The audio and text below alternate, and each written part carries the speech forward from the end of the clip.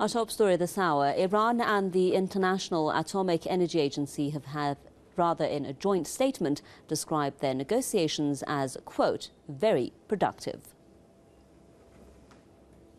Delegations of the agency and the Islamic Republic of Iran had a very productive meeting covering past and present issues on the 28th and 29th November here in Vienna.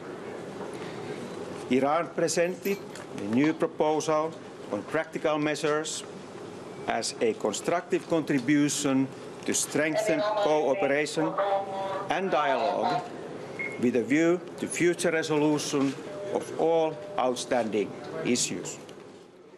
Following the substantive discussions, the two sides have also agreed to hold their next round of talks on the 11th of November in Tehran. Iran and the IAEA held 2 days of meetings at two different levels in the Austrian capital, Vienna. Iran's Deputy Foreign Minister presented Iran's new proposal at a meeting with the agency's Director General on Monday. The Iranian delegation was headed by Tehran's permanent representative to the agency, Reza Najafi, during the expert-level talks. I believe with the submission of this new proposal by Iran, we have been able to open a new chapter of cooperation. The ultimate goal will be resolution of all remaining issues. Iran's Deputy Foreign Minister speaking there. Now, Mr. Kaveh Afrasiabi is an author and political scientist. He's with us on the line from Boston to share his thoughts with us. Mr. Afrasiabi, welcome. Now, we know that during the Iran P5+1 talks that was held in Geneva, we were hearing the same things.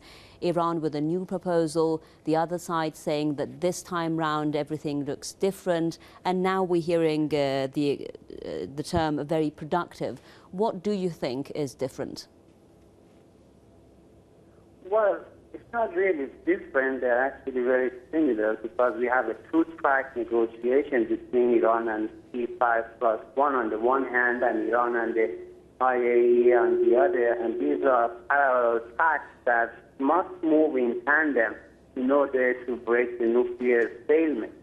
So the news from Vienna today is a very good and auspicious one because it indicates the beginning of the end of the problems between Iran and the IAEA, which is scheduled to continue right after the follow-up Geneva meeting in Tehran on November 11th.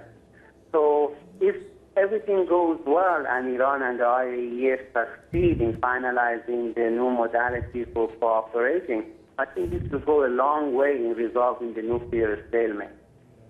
So you say that this means Iran and the IAEA are getting closer to some kind of a conclusion. Do you know what that conclusion could be about in terms of the cooperation between the two sides? Well, of course, the terms of the ongoing discussions are confidential, but based on what we heard from the Iranian envoy at the IAEA, Mr. Najafi, all issues are on the table, including the IAEA's request to visit the military facility at Khartoum. And I think that, you know, the various issues of concern by the IAEA are well known. They pertain to some alleged military studies and so forth.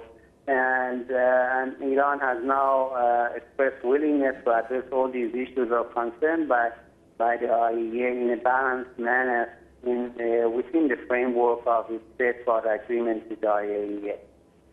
And quickly, before we leave you, Mr. Afrasiabi, we know, of course, that the issue of enrichment is something that's talked about a lot. Iran has been saying all along that is something it's not willing to forego. So do you think we're going to see Iran's uranium enrichment continue with the supervision of the IAEA? Absolutely. Iran is within its right to have access to a peaceful nuclear fuel cycle, and there is no legal bar to that.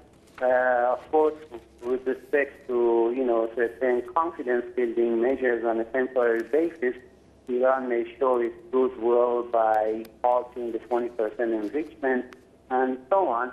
You know, the issue of enrichment is not on the table with the IAEA. It's only with the P5+1. But if Iran and IAEA break their stalemate and finalize the deal, then this would create the positive environment for, you know, a breakthrough at the multilateral talk. With respect to the enrichment issue, we have seen some, you know, things from the Iranian lawmakers recently with respect to 20% and so forth. But the ball is really in the Western government's lap in order to show their good faith negotiations so that this whole issue could move forward. Thank you very much, Mr. Kaveh Afrasiabi, author and political scientist, with us there on the line from Boston with his thoughts.